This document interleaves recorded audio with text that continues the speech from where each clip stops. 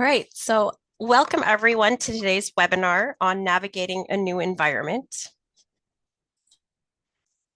I am Marissa Brewer, and for those of you who don't know who I am a Senior Trade Development Officer with Alberta's Ministry of Agriculture and Irrigation. I'm part of the export unit here at Alberta, and I specifically cover the US market for our team. And I'll just pass it over to Kellen. Hello, everybody. I am Kellen Winchell, and I am Alberta's Ministry of Agriculture and Irrigation in-market representative for the United States. Just like Marissa, work on the U.S. team, and I am located at the Canadian Consulate in Minneapolis. Excellent. And today we are going to be your moderators for today's webinar. We are part of a dedicated team of experts who work to support Alberta's agri-food companies by providing trade services that help secure and maintain markets, as well as explore new growth opportunities. We're focused on helping companies to diversify export markets, doing this through educational opportunities like this webinar, international trade missions to different international markets, curating B2B programs for our companies, and promoting our quality products internationally that we have here in Alberta.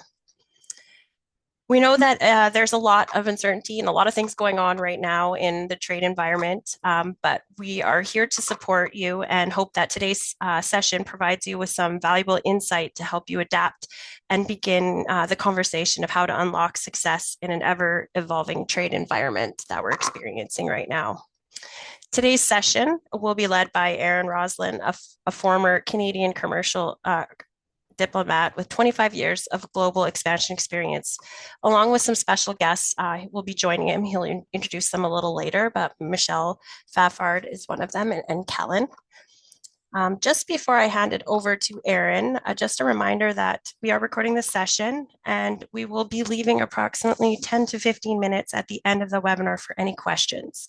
So if you have any questions, please feel free to add them in the chat box. We will be leaving some time to discuss them at the end. However, please feel free to enter any questions you have into the chat throughout the presentation, as we may have some time for some natural breaks at the end of some of our conversation points that we're talking about to address them then. So today our goal is just to provide you with that valuable insight, some practical tools that will help you adapt to the ever-evolving trade landscape, explore some alternative markets, and develop some effective market entry strategies. So with that, I will hand it over to Aaron to introduce himself and take it away. Thank you so much, Marissa and Kellen. It's a real pleasure to be here. I'm delighted to have the opportunity to host this webinar for all of the attendees. So a warm welcome to all of you as well. We're in a really challenging environment. How things have been in the past are not how they're going to be in the future, and charting a way forward in that can be really difficult for small business owners, particularly in the ag and food sector. So what I'm hoping today is that we're going to share some practical information as well as practical steps to move forward to success in new export markets.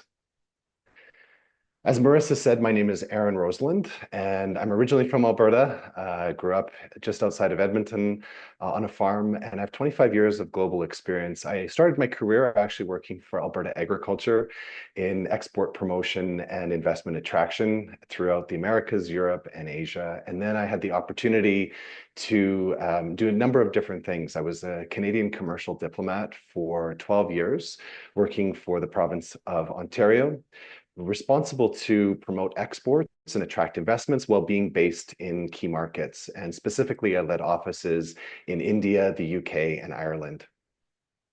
I also have experience expanding a company and an organization into new markets. I led a $23 million project to open 23 offices around the world. And I actually went to those countries and opened the offices and hired people and dealt with the legal and compliance issues that companies face when they're going over there.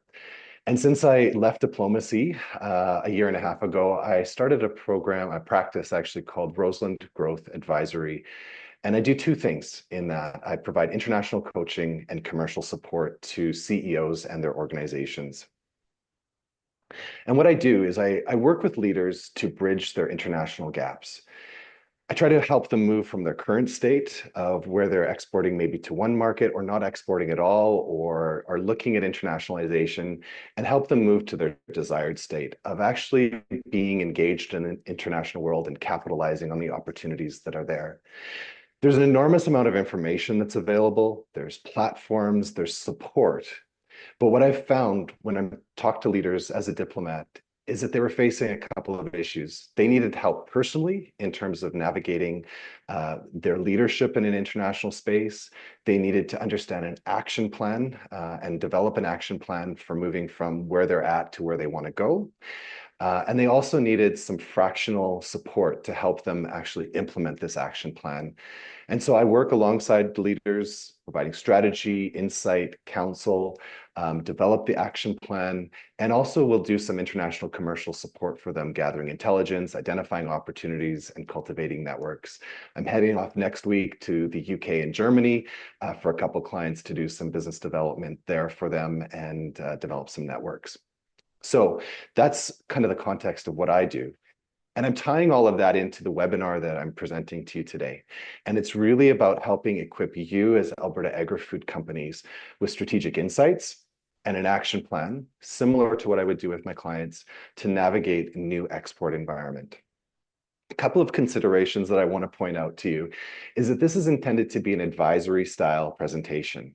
And to do that, I've structured it around a persona. So it's not a real company, it's not a real person, but it's a composite of the clients that I've dealt with over the last number of years and even while a diplomat. The intent in doing this is to make information and insight practical and to create an action plan that works for this company rather than it just being high-level information, you should do that or think about this.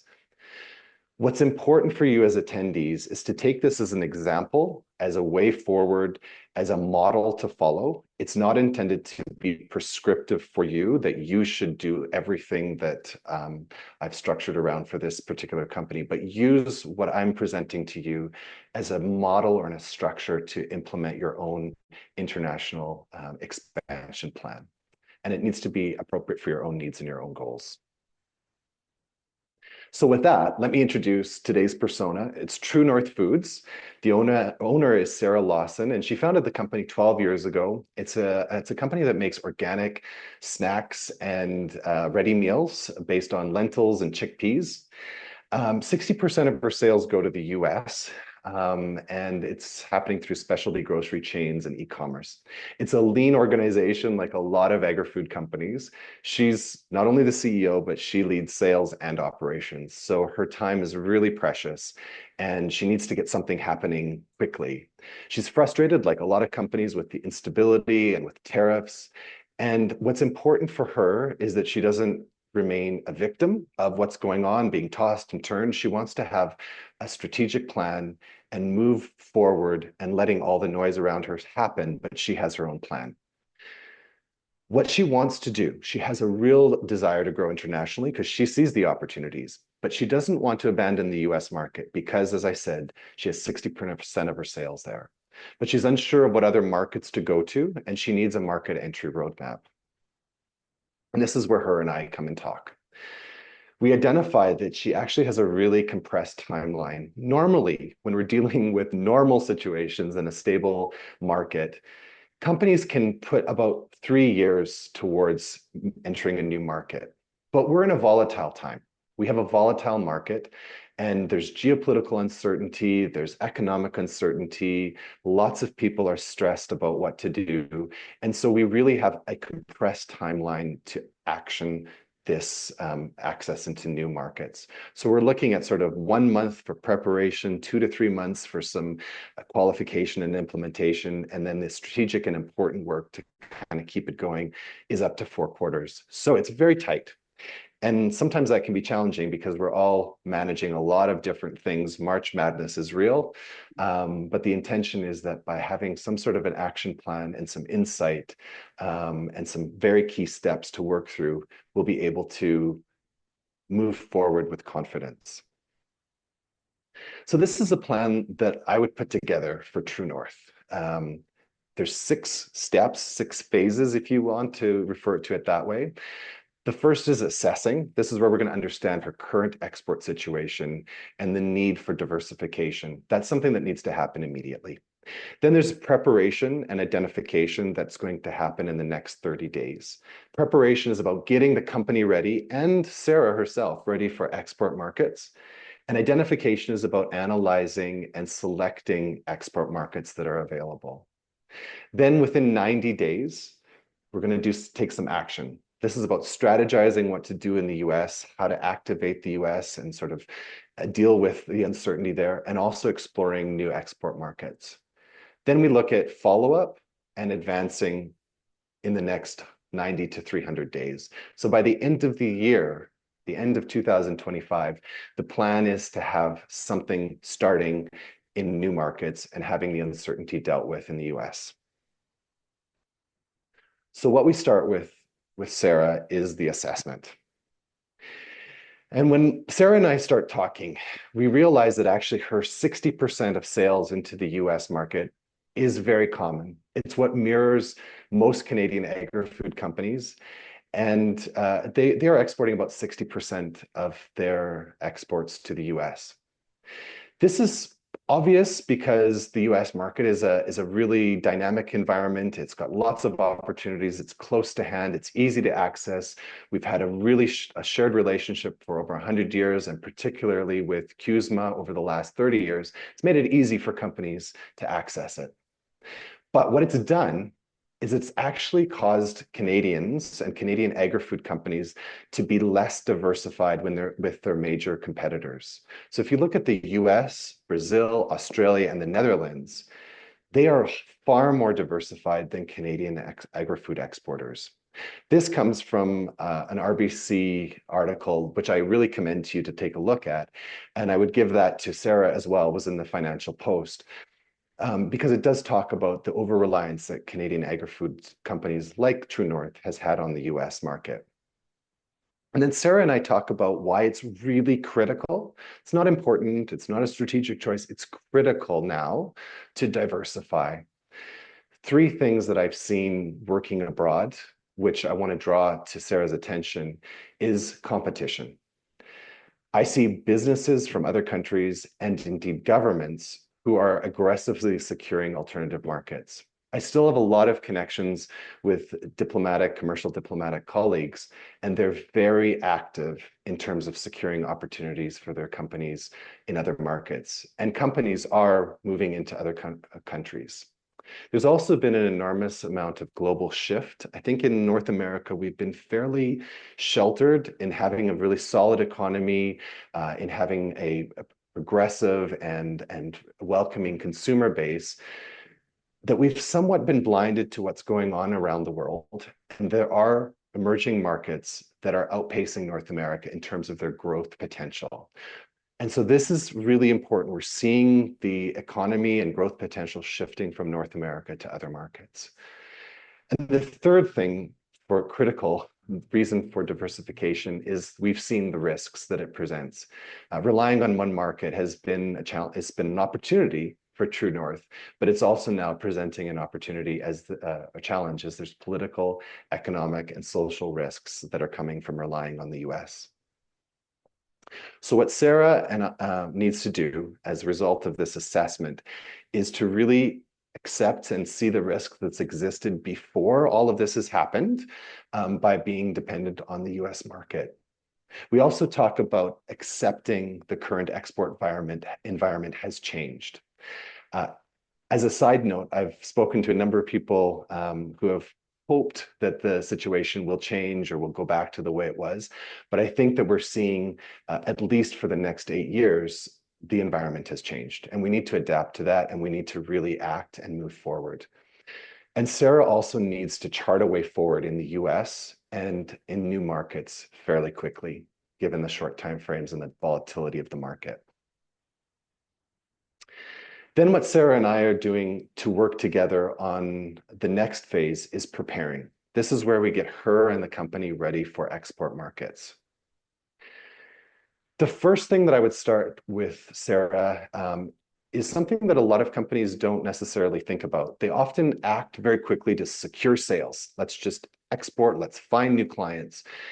And they need to back up one step, I would say, to the preparation and ask why. Why am I wanting to export? What's the purpose for me? This is going to be really key because why will help a company, will help Sarah navigate through challenging times because it gives her that North Star to focus on. There's going to be challenges around finances and entering into markets, but it also gives her clarity around which markets to choose, because whichever one she selects is going to influence the market that she's going to focus on. So starting with the why, as Simon Sinek says, is so, so important. And what are the whys for exporting? Well, there's risk mitigation. It can be about reducing your dependence on a single market. It can be about accessing an alternative currency to minimize currency risks and get paid in a stronger economy. It can protect against economic and financial or policy changes. Is a company exporting because they want to grow their revenues? This is often the simple and common choice. They want to access new buyers and consumers, new industries, new revenue streams.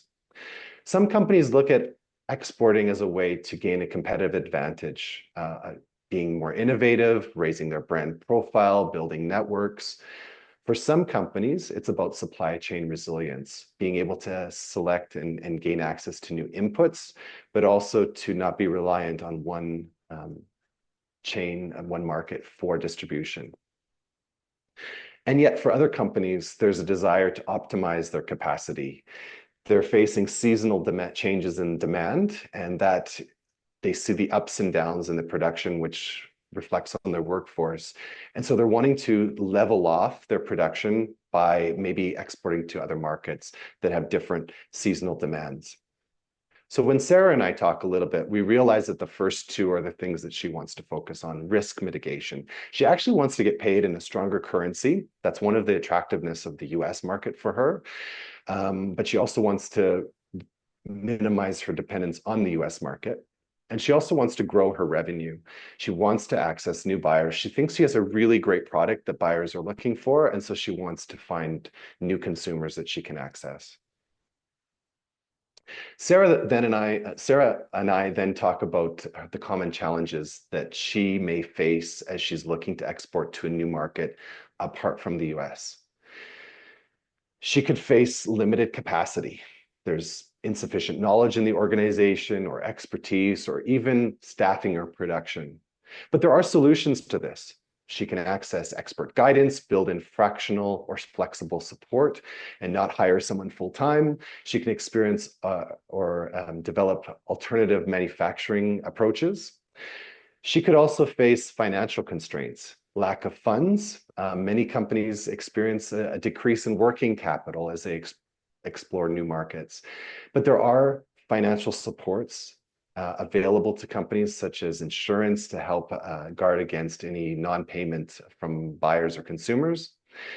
There's also complexities that Sarah may face, whether it's cultural or other political and social risk factors that could impact her business. But again, there are solutions to this. That's accessing private or public solutions to mitigate and navigate some of these complexities, having a Sherpa in a way. Some challenges will also include market access and distribution. It's not easy finding buyers and distributors in a new market, but there are great resources available like the Trade Commissioner Service, Export Development Canada, and Alberta's trade offices abroad that Sarah can access. And then the final thing is something that most CEOs or leaders or business people don't talk about, but I've experienced personally. And one of those things is fear of failure. Sometimes we feel as business people, we have to have it all sorted out before we act. We have to organize everything. We have to know what's going to happen. But the reality is we can't. And sometimes we just have to organize and prepare for possibilities, for the known, and then just act. One of the things that I find quite helpful and that I talk to Sarah about is what's the worst that can happen? And if you can be comfortable with what's the worst that can happen, then you just have to move forward and do things. So when Sarah and I talk, we realize that actually her challenges, the major challenges that she's going to face and needs to address before she starts exporting, is the limited capacity in terms of expertise, as well as the staffing in order to actually ramp up her production. and the other one is the fear of failure.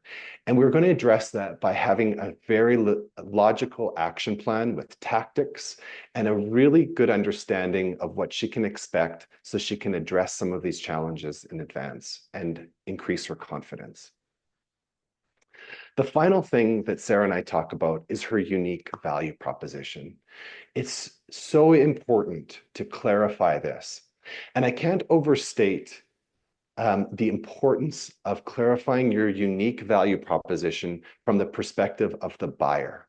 What I saw as a Canadian commercial diplomat is I often saw Canadian companies trying to sell what they felt were the really important qualities of their product. And they were trying to convince people to agree with them or buy the product. What I talked to Sarah about is understanding what the buyers are looking for, and then cultivating your messaging and your branding, your sales around what buyers are looking for. That's essential in an international market and even domestically. So what does make a product special? And so Sarah and I work through these things. Is it ingredient superiority? Do you have really good quality, clean ingredients? Are you getting it from somewhere else? Is it a processing method that's actually making a better taste and texture that consumers are looking for? Is it cultural authenticity? Is something, do you have a really interesting cultural product that consumers are eager to buy? Or is it an innovative approach to an existing product? Or are you looking for the environmentally and health conscious consumers who are wanting health and wellness benefits or sustainability of their sourcing supplies? So when I talk to Sarah, we talk about the ingredient superiority. She's getting all of her products from Canada, and she also wants to focus on the health and wellness benefits because of the organic nature. So what her and I do together next is create a pitch. This is really a 10 to 30-second description of her value proposition that she can use when she communicates in emails, when she talks to buyers. It can shape her marketing materials. And so the pitch that we develop together is the following. True North Foods crafts organic, plant-based snacks that bring together premium Canadian ingredients and exceptional nutrition. The protein-packed chickpea bars and nutrient-dense lentil crisps are made with 100% natural, non-GMO ingredients sourced from Canada's agricultural heartland. We deliver clean label, high-protein and gut-friendly snacks for discerning consumers. So you're seeing there's a couple of elements that Sarah's bringing into this, and she's building on the Canadian reputation for high-quality ingredients. She's referring to the consumer preferences, the type of niche consumer that she's looking for. So this is the kind of pitch that can help tie her unique value proposition, what consumers are looking for, to what she can offer and how she's positioning herself in the market. So again, just to re-emphasize what Sarah needs to do for preparation, she needs to get clear on why she's exporting and wants to export, to give her that North Star to keep herself going when things are tough. She needs to recognize and address potential challenges before they actually start, and clarify the uniqueness of her product by merging company benefits with consumer demand or preferences, and craft a pitch that she can continue to refine, but to be able to use it for email and face-to-face communications, and gives a real clarity around a brand and the benefit that she's going to be bringing into market. Buyers are looking for this. I can stop here for just a pause. If there are any questions that people have or things that they want some clarity on, I'm happy to answer them right now. We do have some opportunity at the end of the session as well. So it's early days, but if you have something that you'd like to ask right now, I'm happy to address that. Aaron, there is a comment/question, so maybe I'll just read it right now. Give people opportunity to kind of ask a question too, and maybe you can address this or it'll be addressed as we go on. But the question comment was, I see the problem as the US having isolated Canada from all other countries. Anyways, it is expensive to send product to the US, but it is more expensive to get anywhere else. It would be interesting to see a solution to that. Yeah, there's a couple of elements to that. Thank you for that question. Interestingly, I don't know if I'm in full agreement that the US has isolated Canada from other markets. And I'll talk about that further on, in fact, in the next section. In terms of actually addressing the expensiveness, Michelle is going to talk a little bit about this in terms of how to address the US market and the costs there, but actually some really interesting tax and cost efficient strategies that you can use in other markets. Even though she'll talk about the US market, she's going to talk about things that could be applicable to other markets as well. It is certainly more expensive to export to other markets. But there are ways of dealing with it, and you might explore co-packing. You might explore ways of partnering with other companies, but you can also adjust your pricing to reflect that. You might not necessarily go for the mass market if you have a product. You might look at going into the premium or gourmet markets in other countries like Europe, for example, which really have preference for higher and have the market for higher premium gourmet products and have that inelasticity, I think it is, of price. They're less sensitive to price than many other markets are. So there are some strategies to use. And I'm not a pricing expert, but it's certainly something to keep in mind, and we can address that as we go on. Thank you for bringing that up. Is that good, Marissa? Are we... Yeah, that's the only question right now. So I think continue Perfect. on, and I'm sure there'll be more. Perfect. So to that point about identifying, analyzing, and select export markets, does Canada have options other than the US market? This is really important for us to look at. And actually, where we start is kind of focusing ourselves as a country into markets where we are wanted and where there is access to consumers.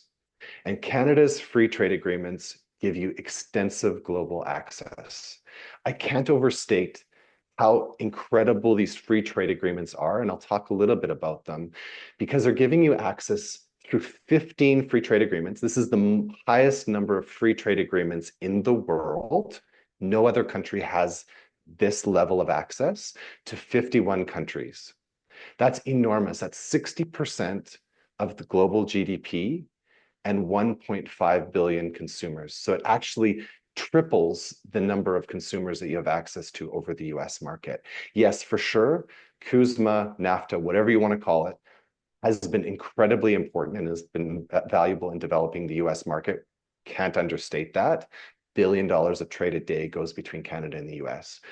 The thing is that Canada and Canadian companies have really interesting access to other markets. What do free trade agreements do? They give you preferential access to markets. They give you preferential access to buyers that other countries do not have access to, like government contracts. They also create a level of transparency for you. You know exactly what to expect, and there's no surprises. You have a level playing field with you're basically treated as a local supplier. So it does a lot for companies, and there's clarity on rules, I should say, as well. What I do want to emphasize is the expertise and the real the exceptional use of techniques that Canada's free trade negotiators have used. For us to negotiate an agreement with the EU, whilst we have an agreement with the US, is an incredible achievement. The EU is not necessarily a fan of American products, and they're very cautious about bringing products in from the US. And for Canada to have both a free trade agreement with the US and with the EU just shows the expertise that has been deployed on behalf of companies by free trade negotiators. So I do want to emphasize these free trade agreements that we have access to. And the 51 countries, I'm not going to read through all of them because we can all read, but it gives you access throughout the Americas to some significant economies. It also gives you access to the EU, Again, not going to read the countries, but access to the EU comes through a free trade agreement called CETA. That's the Canada-European Union Comprehensive Economic and Trade Agreement. You also have access through free trade agreements with other European countries that are outside the EU. In addition, you have access to countries in Asia Pacific through something called the Comprehensive and Progressive Agreement for Trans-Pacific Partnership. This does include other countries in the Americas. So it's a little bit of a trans regional agreement. It covers Peru, Mexico, Chile, and it will cover the UK when they sign up. I think it's in December that they join. I might be mistaken with that. But CPTPP does give you access to a large number of Asia Pacific countries. And again, I do want to point out that the US withdrew from this agreement, so you have some preferential access as a North American supplier into these regions. You also have access to other countries in West Asia like Israel and Jordan. So I do hope, just by emphasizing this, that Canada is not isolated. Canada has these agreements which are in force. And one might say, well, we have a free trade agreement with the US and that hasn't stood up. There's reasons that those tariffs have been installed that I'm not going to get into in this place. They are outside of the free trade agreements. But I do want to sort of highlight that we have access to all these other markets. So how does True North analyze and select markets? What I would suggest to Sarah is using a market fit analysis matrix. This is a way to organize research that you do on markets to know where to focus your efforts. And there's 6 key factors in this matrix that I would suggest to Sarah to use. There's other factors that you might bring in, but these are the ones that I think really summarize what a company needs to think about as they go to market. The first is market size and demand. Self-explanatory, but do consumers have the ability to buy and the interest to buy your product? What's the ease of doing business like? Is it fairly easy? Is it challenging? Are there barriers to doing entry that are outside the free trade agreements? What's the competitive landscape like there? Do buyers prefer local products? Are there dominant countries in market that you're going to have challenges going up against? What is the risk and stability like in terms of currency, politics, social? Free trade agreements don't eliminate risk. They simply open the market to you. Is there local support available to you? Are there Canadian and Alberta resources on the ground in those markets that can support you and guide you and actually hold your hand as you're navigating those new markets? And what's the commitment required in terms of flight, money, time on the ground? So how I've worked with Sarah to assemble some of this information, these are an example of resources that I've used in the following slides from Agriculture and Agri-Food Canada, Export Development Canada. They have some amazing resources for market analysis. The Trade Commissioner Service, of course, has some amazing resources, as does the Alberta government. What I do want to point you towards is other Canadian provincial governments. You do not, just because you're an Alberta company, doesn't mean that you can't look at the websites of other provincial governments who have unique perspectives or maybe a different way of presenting information. Look at the information that they have, access it. Whether it's BC or Saskatchewan or Ontario, there's some amazing details and information that we might not have in Alberta. Also look at Canadian support organizations that have a mandate to support companies going global. For example, Mars Discovery District in Toronto focused on Ontario companies, but you can actually access their webinars for free, even though you're an Alberta company. And they have a webinar tomorrow morning on the Indo-Pacific region where they're talking about how to access it, who to talk to. So these resources are available for you. Just be resourceful and look for them and do some exploration.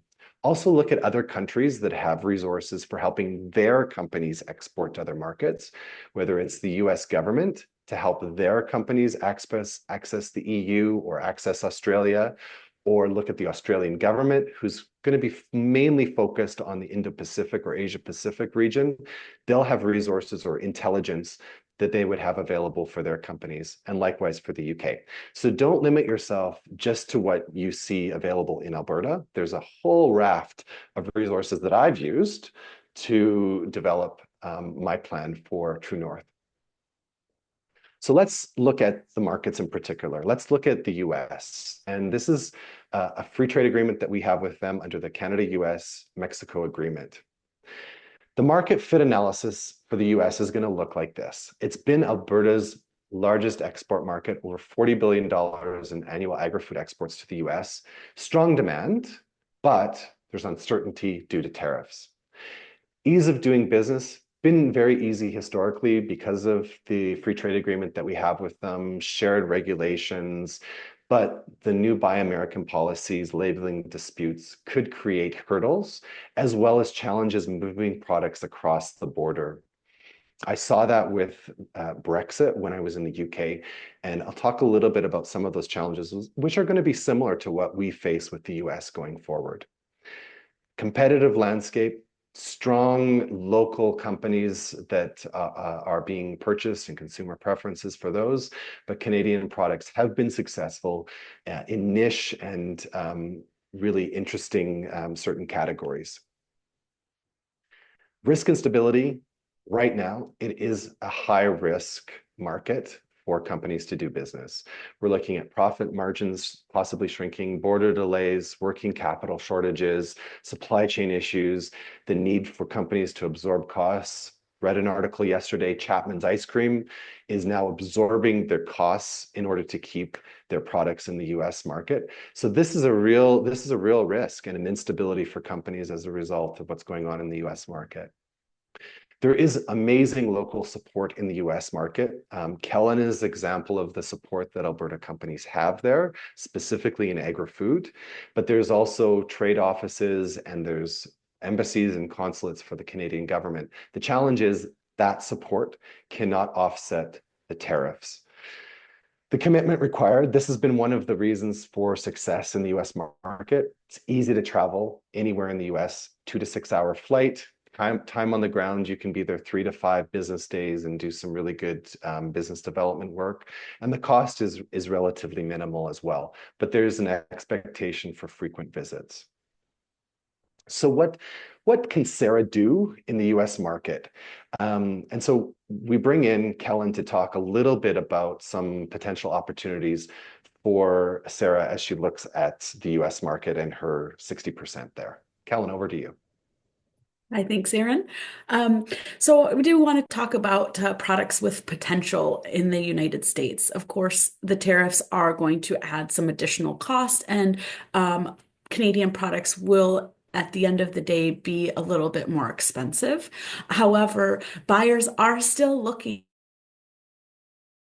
for the products that the consumers want. And currently, the key places are the health and wellness products. A lot of stores are pivoting to increasing their private label because consumers' pocketbooks are being squeezed. And so they're able to offer something at a lower price that sometimes is actually at a higher quality than branded products. E-commerce is going to be increasing. Obviously, the pandemic has increased the need for that, but for Canadian exporters, e-commerce can be a great way to enter the market. Premium beverages is a key item. Consumers are always looking for convenience, and beverages now are including protein and other functional ingredients for consumers to hit their nutritional needs or wants. And then sustainability. And the sustainability is both in the product itself and the ingredients, but also in the manufacturing processes. Many consumers are now looking at companies and seeing what type of practices they are using and are choosing products that are more sustainable.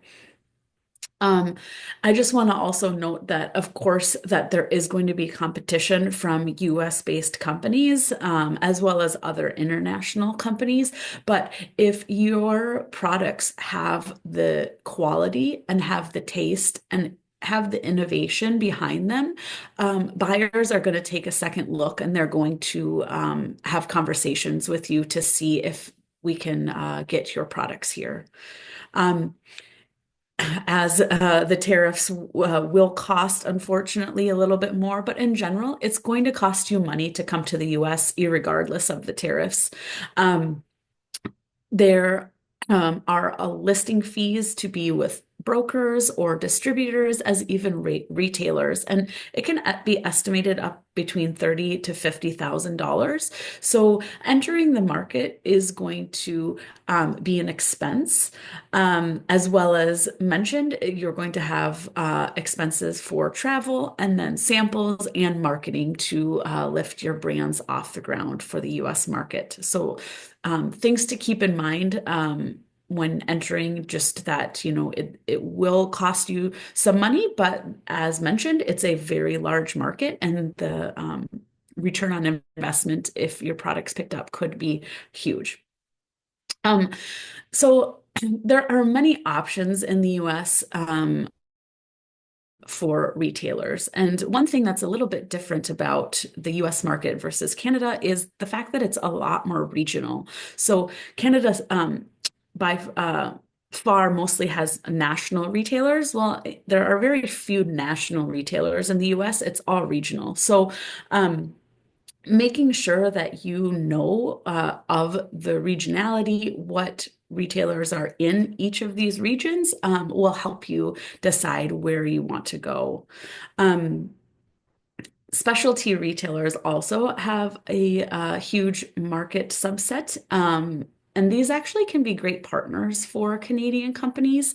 These grocers are often looking for unique, innovative products to differentiate themselves from the mainstream retailers to get consumers in the doors. So if you have that type of product, those retailers may be something for you.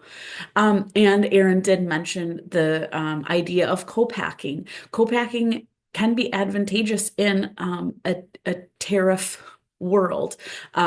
If you do decide to use a US-based co-packer, most likely you will be able to navigate around those tariffs or at least lessen the load of the tariffs. And then lastly, for entering the market, you do have to have a commitment to entering the US. So number one, just like Aaron is suggesting in this webinar, you have to do your homework. So analyze the data from the different sources that he has suggested, or using the same approach that he's going to show us through the remainder of the webinar. What target market, what region of the US matches your target consumer and your consumer base that you're already seeing in Canada. Once you narrow down your targeted region, what retailers are there? And among those retailers, which one will be a best fit? Will it be the mainstream? Will it be a specialty? Or will it be something perhaps outside of the general grocery retail market? And then my number one suggestion is you have to show up. You need to be committed to coming to the US on a fairly regular basis when you start out. I know in Canada, the distributor relationship is maybe a little bit different. In the US, your distributor is not your sales force. So you must be on the ground, or you must be hiring brokers or hiring a sales force that is going to get out there and sell your product. And so don't be relying on others. It's going to be relying on yourself or the relationships that and companies that you have partnered with. And that's it. Amazing, Kellen. Thank you so much. I do think that committing to the market and showing up is essential, actually, whichever market that you choose. And so thank you very much for highlighting that. And it is one of the reasons why a focus on the level of commitment, dollar value, time, flight time, all of that sort of stuff is really important consideration because it's not a sort of one and done kind of situation, is you have to keep going. So thank you so much, Kellen. Please feel free to reach out to her or Marissa for more insight on the US market. Let's talk a little bit about Mexico. Again, often forgotten as part of CUSMA because we were so focused on the US, but Mexico is part of the free trade agreement with Canada as well. And so really for the market fit analysis for Mexico, there is a really strong food and beverage sector worth $40 billion. In Mexico, you're going to focus on a segment of the population, which is the rising middle class. And interestingly, they are demanding premium and healthy products. So again, finding that niche of where to focus your product is really important. It's modern in terms of ease of doing business. There can be some complex import regulations, but the CUSMA has eliminated tariffs. There's considerations around the labeling language, which is Spanish, and it is really important to have local partnerships.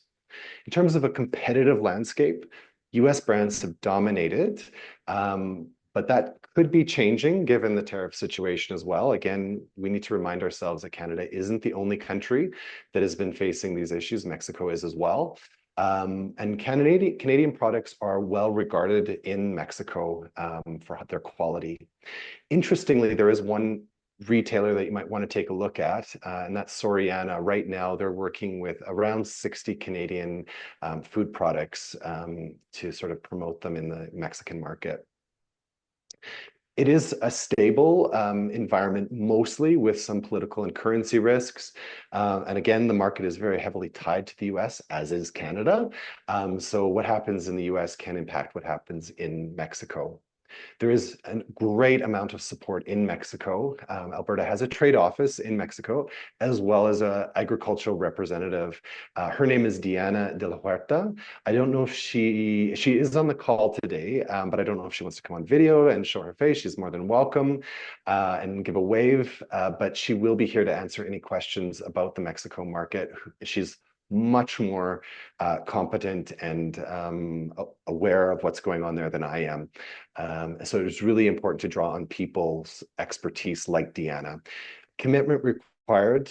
Longer flights from Alberta to Mexico City. Again, it depends on where you go in Mexico, but you can generally do a good business trip within 4 to 7 days, and the cost is, again, fairly reasonable to Mexico. European Union. This is coming, we have access to this again as part of something called CETA, the Comprehensive and Economic Trade Agreement, I believe is the name if I'm not mistaken.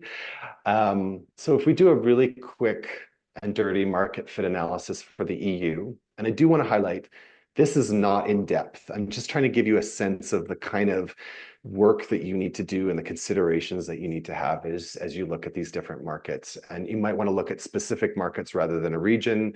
For the purposes of this webinar and time efficiency, we're looking at regions. So for the EU, great market demand. It's one of the largest processed food markets globally, where their focus is on high quality, organic, and clean label products. Again, ease of doing business, even though it's the European Union, it's not all the same. Each country is not the same. They do not operate the same. It's different in terms of doing business from country to country. You'll find, generally speaking, Northern and Western Europe are easier. Southern and Eastern Europe, a little bit more bureaucracy. But writ large in the EU, there are strict labeling, food safety, and traceability rules. It is a highly competitive market with lots of local suppliers as well as foreign providers, but you can gain an edge with sustainability, perception, and quality. Risk stability, mostly stable across the economy, but there is that challenge of regulatory complexity. And again, CETA is helping to address some of these challenges. There is local support. Alberta Agriculture has someone in Dusseldorf. His name is Florian Robers, and he's responsible for the UK and across the EU. There's CAN export funding, agriculture and agri-food support programs to help. And there are, of course, Canadian trade commissioners across the EU. Commitment required is more extensive, 9 to 12 hours to fly into Europe, mostly to major hubs like Frankfurt and Amsterdam. You're going to have to look at between 1 to 2 weeks on the ground for meetings and going to multiple countries potentially. It is a bit more expensive given the flight costs, but also the cost of hotel rooms and food and transport in the European Union. Next is the UK, and this is a free trade agreement under the Canada-UK Trade Continuity Agreement. This preserves many of the benefits that the UK and Canada had under CETA. When the UK left CETA or the European Union as part of Brexit, we were able to negotiate a free trade agreement with them to continue many of the benefits. So for the UK, it is one of the top 10 importers globally for food, which makes it a lucrative market for companies. There's high demand for premium, specialty organic foods, and the country is looking for new suppliers. It is easier to navigate in many ways than the EU, but there are still strict food safety and labeling requirements. It is highly competitive, but Canada, Canadians, and Canadian products are very well regarded in the UK. So there's a strong reputation for you to build on. Risk and stability, stable economy, but there's still some trade policy and policy issues that remain. It's a stronger currency, which is attractive to many countries and companies in terms of getting paid in pounds. Alberta has a trade office in the UK in London, as well as there's market entry programs for agri-food companies. About 9 hours to fly from Alberta to direct to London. One of the things that you may look at exploring is going to places outside of London in terms of getting your products into some of the smaller centers. Time on the ground is about 5 to 10 days, and it is, again, a little bit more expensive given cost of the logistics and hotel rooms. Then Asia Pacific, and this is really available to us under the CPTPP, the Comprehensive and Progressive Trans-Pacific Partnership, and the Canada-Korea Free Trade Agreement. So this gives you access to countries in Asia Pacific, but also enhances your access to Mexico, Peru, and Chile. We're going to focus on the Asia Pacific element of CPTPP. Key import markets in the region are Japan, Korea, Vietnam. Singapore has strong demand, and Australia, New Zealand also strong demand, but there's strict regulations. Ease of doing business varies across the region.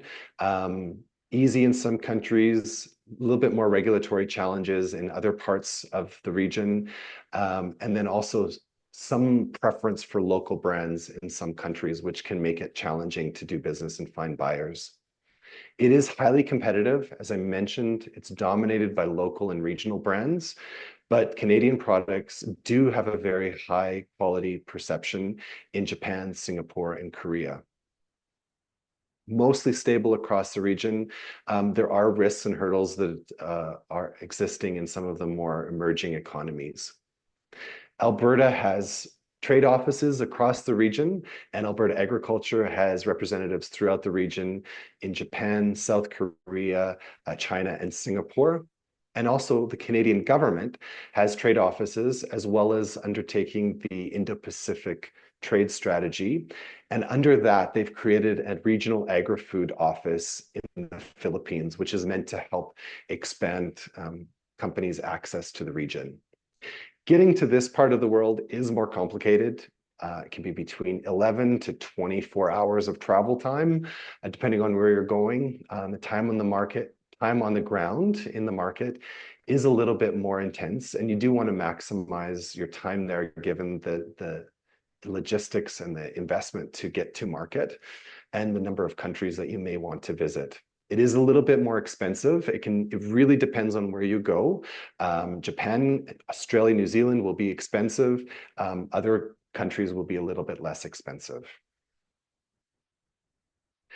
So that was a very quick whistle-stop tour through the different markets. And what Sarah and I talk about, what she needs to do in terms of identifying markets that are available to her. So we've gone through those free trade agreements that Canada has, 51 free trade agreements with 15 free trade agreements with 51 countries, 60% of the global GDP, giving you access very similar to local companies to consumers. Then she would analyze the markets of interest using the matrix or a variation on the matrix that I presented, and then select markets and strategize a way forward. So when Sarah and I talk a little bit more, we do realize that she wants to continue working in the US, but she also wants to explore the UK and France as potential export markets for a variety of reasons. For the UK, it's accessing that different currency and a stronger currency to get paid in. She likes the fact that there's organic and premium consumer preferences in the UK. It's an easy travel time for her. And France is easy to get to from the UK, so she can lump those two together. And she's already labeling her products with French that she can use and adapt for the French market. So she wants to explore those markets as potential export opportunities. I can pause here again if there's any questions or comments that I can address, but we're going to move on to strategizing on what to do in the US market for Sarah that wants to continue into the US market and then figure out how to deal with the UK and France. There was a couple questions specific to US, but I'd maybe recommend, Aaron, maybe we table those till the end, get through our content, and then we can get into the weeds with some specific questions around. It was around needing to rebrand if you co-pack and things like that. So we can talk about those at the end. I also just wanted to know there's a comment from Rachel. So I just wanted to mention on the call, we also have counterparts of mine on the call. So as I mentioned, I cover the US market, but I have colleagues who are on the call who cover Greater China, Southeast Asia, and one of my colleagues, Rachel, mentioned when Aaron was talking about Alberta offices, there is an Alberta office in Taiwan. So I just wanted to mention that, but carry on. Thanks, Rachel. Yes, I forgot that. Just to reiterate Marissa's comments about accessing the resources that are available to you, not just the written resources online, the market intelligence or reports that are written, but you have such a wealth of expertise. The people that Marissa has pointed out, I've worked with many of them in the past. Hello to all of you. And I know the level of expertise, the depth of expertise that they bring. And actually some of the strength that they can bring to you is troubleshooting. Like you can come to them and say, this is a problem or a challenge that I have, and they can help you navigate through some of those challenges or connect you to some contacts and further insights that they've gathered from traveling to the market themselves. So I do really highly commend them to you and recognize the value that government brings to business. Can't emphasize that enough. So thanks for pointing that out, Marissa. So with True North, we kind of move now into the action phase. We've assessed and we've worked through the issue that she has in terms of focusing only on the US market, 60% in the US market. We're helping her prepare for an international market by starting with the why, about addressing the challenges that she's likely to face and just getting herself ready and her business ready for that. And then also understanding the unique value proposition that she has and preparing some sort of a pitch. Then we've worked through identifying markets that are open to her as an agri-food company coming from Alberta. And there's 15 free trade agreements, 51 countries that give you access. Yes, there's price challenges, but I think it's really important to be confident that Canada is actually a hub in the world of free trade agreements and relationships to markets that are open to us. So we move into the action. What are we going to do about the US? What can we do? And how do we explore the UK and France? This is what we're looking at doing in the next 90 days. And it's something that has to happen concurrently. You may feel a little bit like this as you're dealing with new export markets and the US market, trying to balance a lot of things and keep a lot of plates spinning in the air. But what we're going to try to do over the next half an hour to 40 minutes is explore what specific tactics, actions you can take, or considerations you should have in terms of moving forward in the market. So action one is addressing the USA uncertainty. First thing that isn't often done, but it's about learning from others who have gone before us and have faced similar challenges. So I want to talk a little bit about my experience with dealing with UK agri-food exporters after Brexit and some information that they've given to you, as well as Canadian exporters that are navigating markets that have been closed in the past, and there's been some geopolitical instability. And so things that I've learned from them and that they would want to share with you if they were doing this presentation, as well as getting external support, that's apparently a new word, to mitigate tariff issues. And that's where I'm going to bring in Michelle Bafford. So insight from other agri-food exporters, the first thing that they would say, and they've said to me, is not to panic. Sarah needs to make a strategic decision, gather information, and don't be reactive. This is really an interesting situation. We're in this time of like, are the tariffs happening? Are they not happening? We have this sort of breathing room to gather as much information as we can and start to prepare in the event of everything, whether they happen or they don't happen. There have been economic challenges in the past, and part of dealing with those economic challenges in the past and in the future is gathering information and making some strategic decisions and having some no-go points and some different ways of, if this happens, I'm going to do this. If this happens, I'm going to do this. So it is really about not panicking and charting a way forward based on information that's available to you. The other thing is be aware of the unexpected. There is, and many exporters have said this to me, there's a real obsession with tariffs. And the tariffs are a thing, and they're a real thing. They will increase costs. They'll increase the costs for buyers and consumers and your inputs 100%. But what they've often said to me is they have overlooked the unexpected.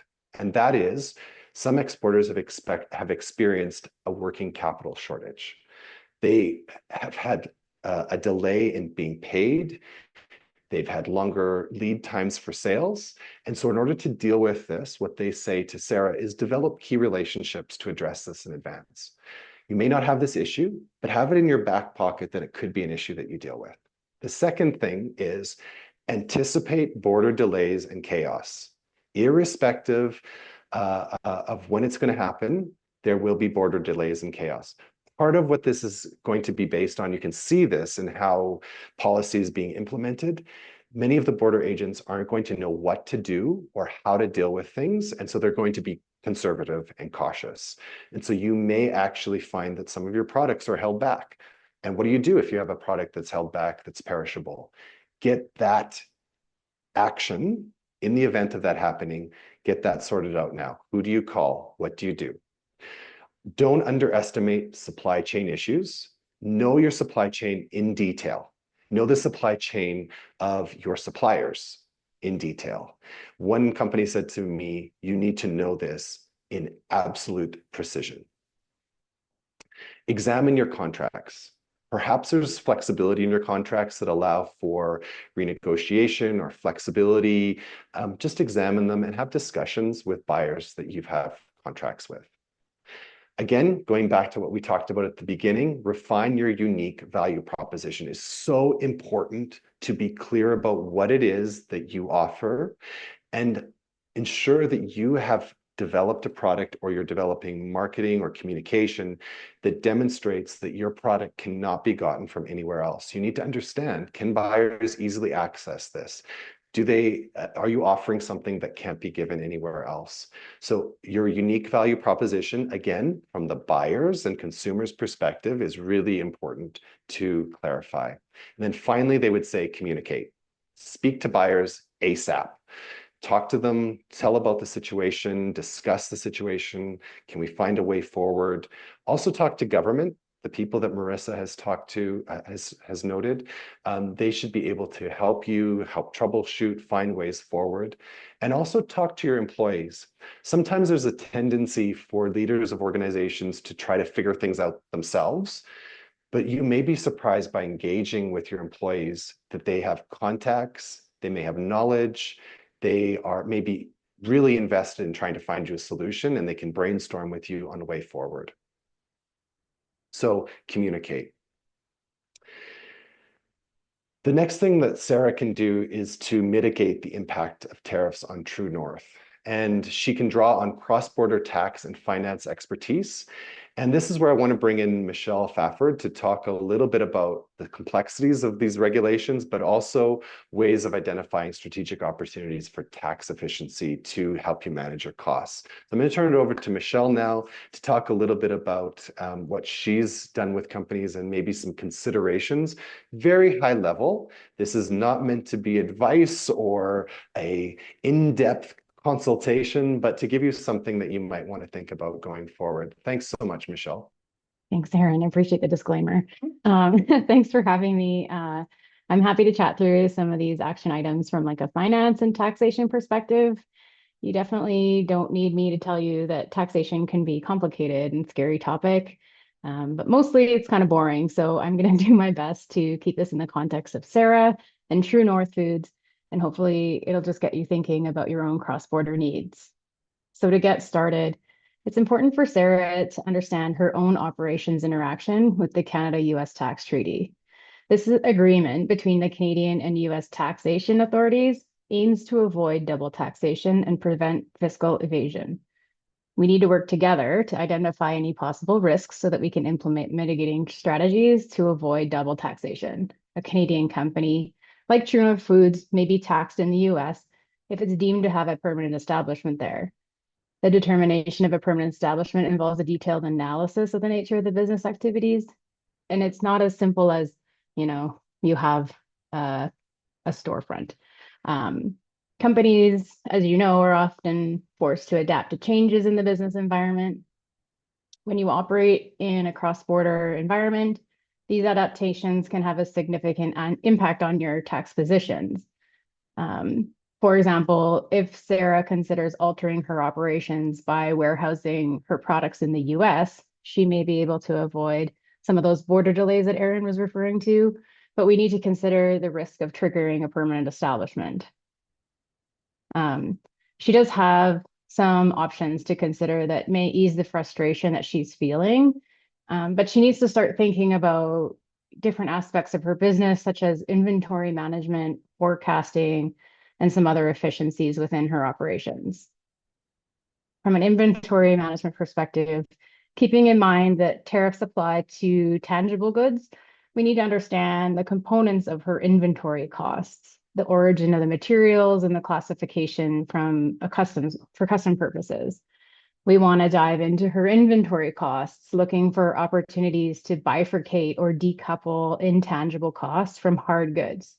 So for example, if she capitalizes patents or similar intangible costs, recognizing them through her cost of goods sold, she may be subject to a higher tariff expense than necessary. The goal, obviously, is to minimize the cost of goods on which the tariffs apply. She may also consider modifying her pricing or considering the export of raw materials for assembly or packaging in the US to reduce the impact of the tariffs. So moving on to the next slide, Aaron. Sarah has also noted that she is frustrated with the uncertainty of the current environment. She doesn't have a sense for how the changes to costs caused by the tariffs will fully impact her business long term. As Aaron mentioned earlier, she needs to make a strategic decision with information. That means that it will be critical for her to understand and model out how these possible changes will impact her finances. To be able to see her finances in numerous ways over time. Although she may already have a cash flow model, it isn't robust or agile enough to account for the intricacies of these changes. She's certain that the tariffs will raise her costs and squeeze her margins. The true impact is unknown without comprehensive, detailed forecasting. Another aspect that she can consider is technology. Regardless of the goods you produce, access to good financial data is critical in today's world. In the context of US sales, Sarah needs to be able to track other key financial data related to her consumers. If you think back to the Canada-US tax treaty, although she may not be subject to federal taxation in the US under the treaty, there are a number of factors to consider in determining her state tax obligations. As each state independently determines taxation on goods sold in their state, Sarah wants to ensure she is tracking the location of her consumers so that we can work to understand the state-specific implications. She may be subject to sales and use tax and/or income tax, depending on her activity in each state. The other aspect of it, and I know nobody likes to talk about a tax audit, but it is an unfortunate part of business, especially when you enter into new markets. If there's anything that I've learned over the years, it's the importance of audit-ready files. And by that, I really just mean the importance of documentation and maintenance of data. The CRA or the IRS can come along 3 years from now and ask questions that I guarantee you no one will know the answers off the top of their heads. We need to ensure that Sarah can produce support for her tax positions or risk reassessment. This is also, a really good time for Sarah to assess her finance team, both internally and externally. With changes to the operation, she'll need to implement new processes, identify individual strengths of her finance team, and then support them through the transition. She needs to consider how to set her team up to succeed through the expansion of her business. Working together, we will complete a review of her finance function so that we can work to align the strengths of her team with the updated requirements for tax reporting or compliance and ongoing planning. This will result in a better working relationship with her external advisors, whether that be lenders, auditors, or tax authorities. Essentially, the goal here is to provide Sarah with some reassurance of her current tax landscape and to support her through the transition of growth and the related impact on her operations. By integrating tax into her finance function, Sarah can transform tax from compliance and reporting burden into a strategic advantage. Certainly, Sarah's scenario may not look exactly like yours. Maybe you haven't started down your export path, or you're looking to better understand the implications of your current operations and growth plans. Either way, I'm happy to connect and dive into how your business can benefit from cross-border tax planning. And with that, I will turn it back to Aaron, unless there are any questions at this point. Thanks, Michelle. Marissa, are there any questions? I do not see any questions yet for Michelle. If you have any questions, please type them in the chat box. If I don't see them in the next little bit, I think we can continue on. I'm just conscious of our time, and we are leaving some time at the end here for some questions too. Yeah, so we've got about 10 minutes. Perfect. So the next thing I want to deal with is the action of how do we actually explore the UK and France. And what I've put together for Sarah is an exploratory program that she can do the 10th to the 17th, 5-day program to qualify the market and lay the foundation for market entry. I'm going to have her attend a trade show, have some meetings, and do some store visits. And I'm going to talk a little bit about preparing for this and undertaking it. I won't go into too much detail because we're pressed for time, but it gives you a sense of what to do for an exploratory visit. So really, in terms of preparing for the visit, for the trade show, look at a list of exhibitors on the trade show website, identify key distributors, retailers, and competitors to go to their booths, and have it listed out so that you're very strategic and very efficient with your time.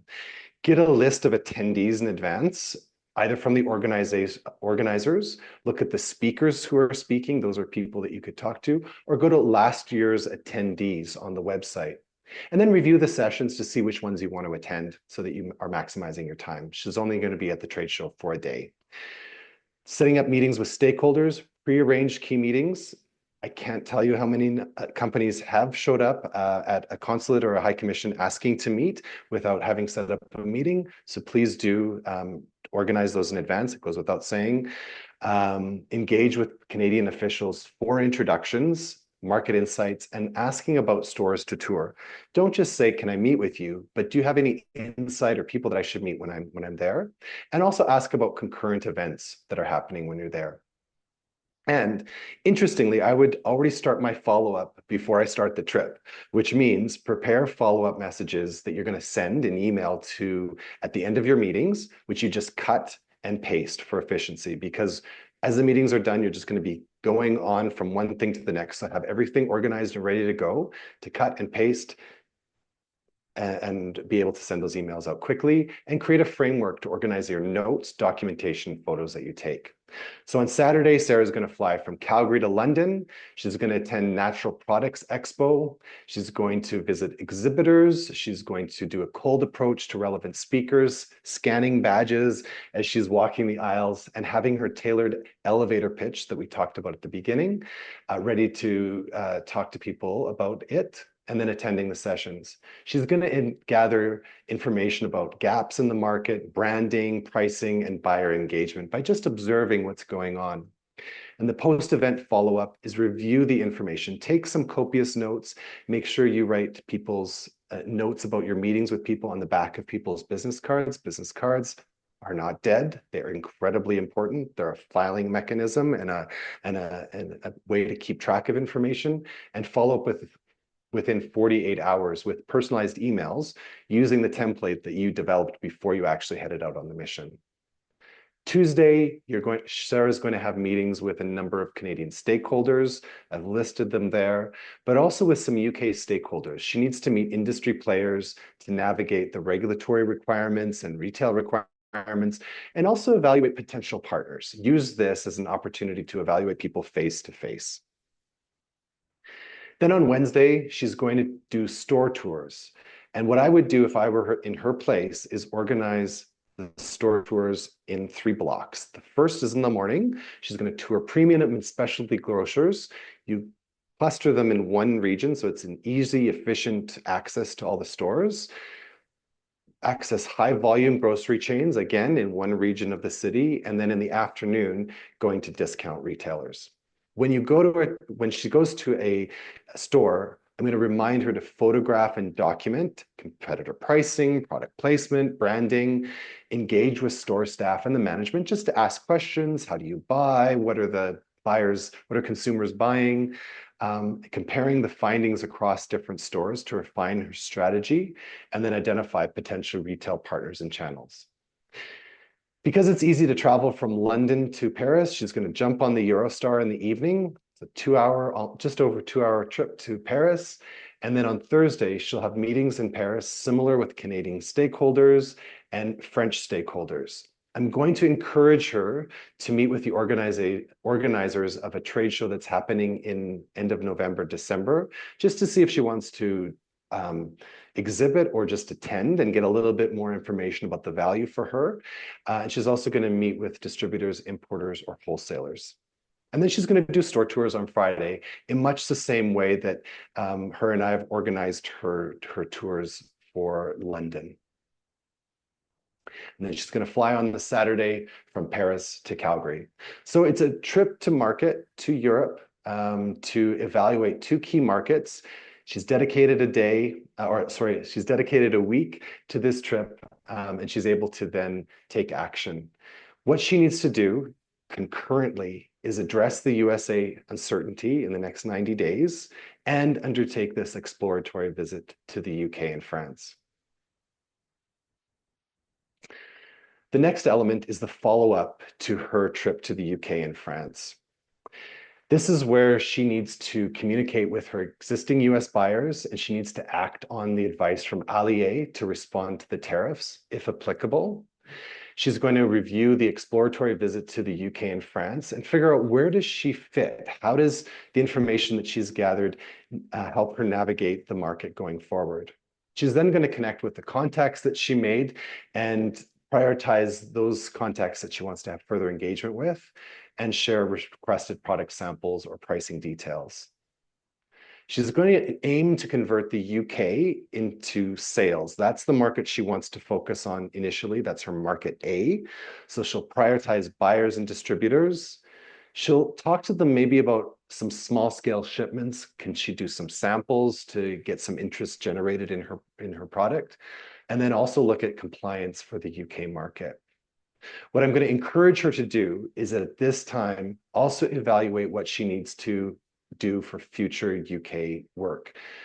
Plan a return visit to solidify relationships and secure orders. As Kellen said earlier, you cannot just go to market once and expect things to happen. You have to have a long-term commitment to the market. And she's also going to adapt the advice that Michelle has given for the UK market.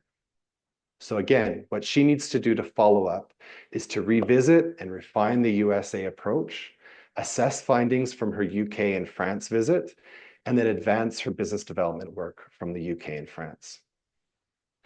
And finally, she needs to advance her UK and France business leads. From August to October, she's really going to try to solidify her UK market position by cultivating the retail partnerships virtually. She's going to explore maybe doing some marketing and promotions in the UK market and evaluate any early sales performance that she might have experienced. She's also going to start looking at advancing the French market and planning for a trip there in November, December.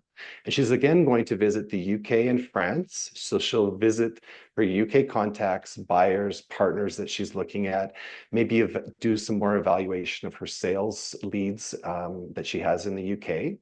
But she'll also attend a trade show in Paris this time, Nat Expo, and that's happening in November. And she'll also schedule meetings with French contacts. And again, like her initial qualification visit to the market, she can do this in about a week.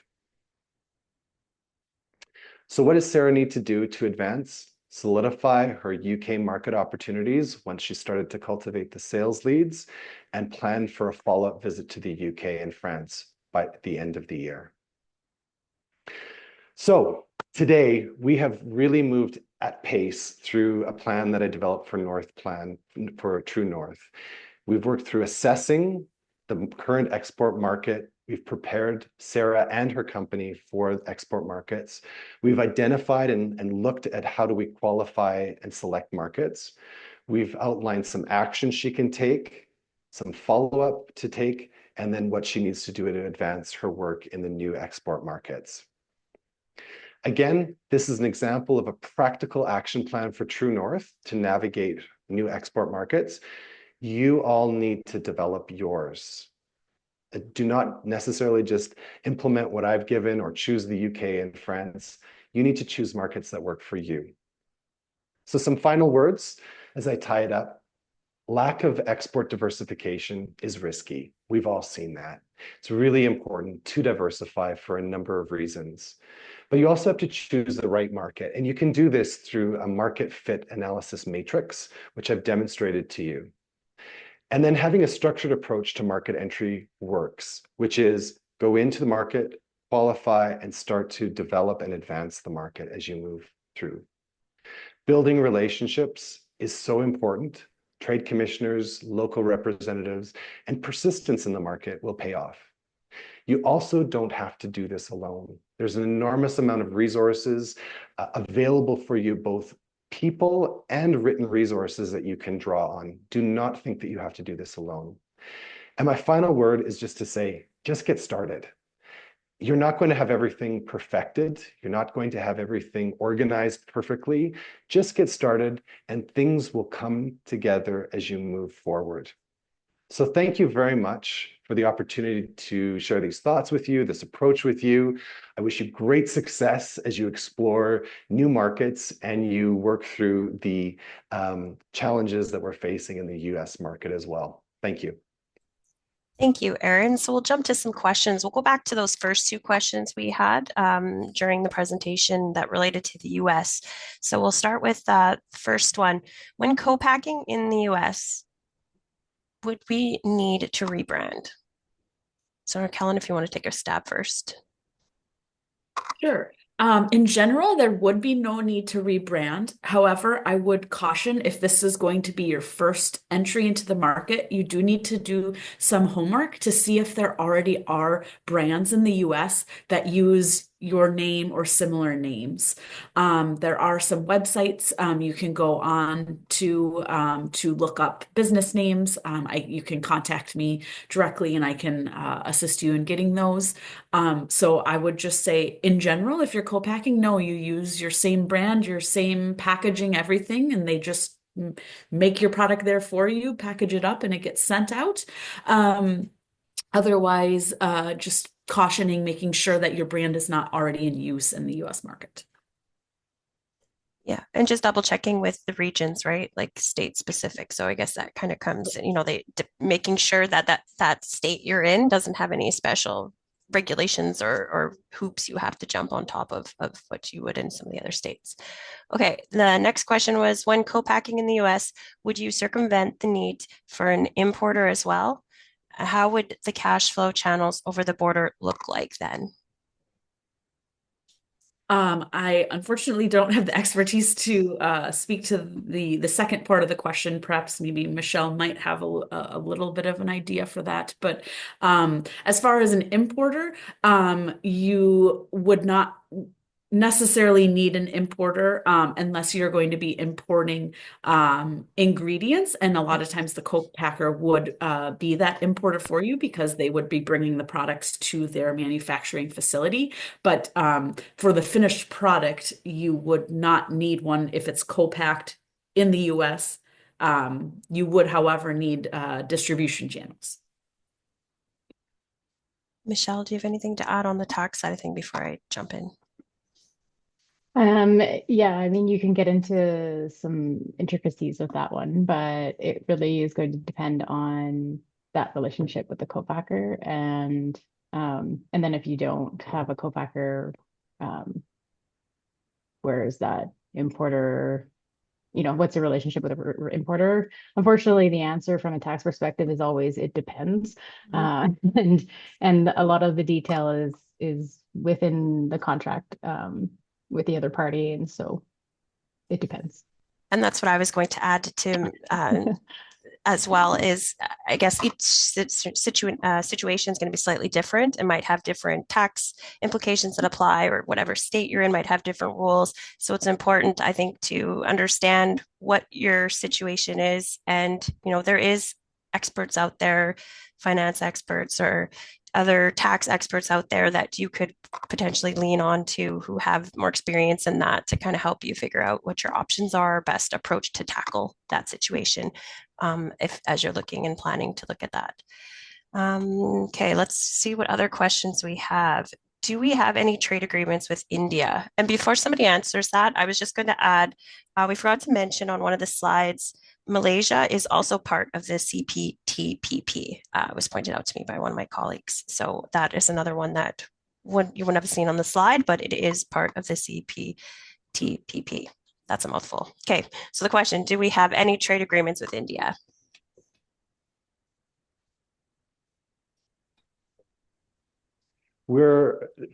I think the best way to say this, we're in current stages of negotiating for a free trade agreement, but there isn't one right now. No. Excellent. Okay, looking at questions here. I am not seeing any other questions. Any of the panels, Michelle, Kellen, Aaron, any final comments before I wrap things up? If you have any questions, please feel free to reach out to us in the chat box. I did put the email address for Alberta Agriculture's Export Development Unit's general email box. So if you have specific questions on different markets, you can email that and we'll direct you to each of our staff who's kind of tackles that market. Any other comments? Did we want to put the email for Michelle as well in the chat? Perfect. If you have that available, or Michelle, do you want to do that? And then people have access to that before they log off. Excellent, good idea. Yeah, and so with that, I would just like to thank everyone for joining today. I hope today gave you some valuable insight or got you starting to think about things, some strategies, some planning, different ways to plan to help you adapt in this current ever-changing trade environment we have, and how important market diversification is to be thinking about constantly as you're changing gears and moving forward with your export journey. I also just wanted to mention that we have more educational opportunities coming up in the next few months from our export development unit. I put in the chat, if you are not subscribed to our market news, that's where we tend to advertise our upcoming trade missions or different webinars that we're doing. So please feel free to sign up if you're not already receiving our newsletter, so you can be in tune to what we have coming up next. I also want to just remind companies that if you are an Alberta agri-food company, there is an opportunity for attendees of this webinar to apply for a one-on-one coaching with Aaron. We do have limited spots and we're in the process of filling those. So those that have already reached out to me, I sent you information. If I'm looking for next steps, please reach out to me to secure your spot for those. And if you want more information, please reach out. Other than that, I think we've got everybody's contacts in the chat box. Thank you again, Aaron, Michelle, Kellen, for your expertise and time. And I hope everyone has a wonderful rest of their day. Bye, everyone. Thank you. Bye. Thank you. Thank you. Thank you, everyone. Very helpful. Have a good week, everyone. Thank You you. too. Thank you. Bye-bye. Thank you very much. Thank you.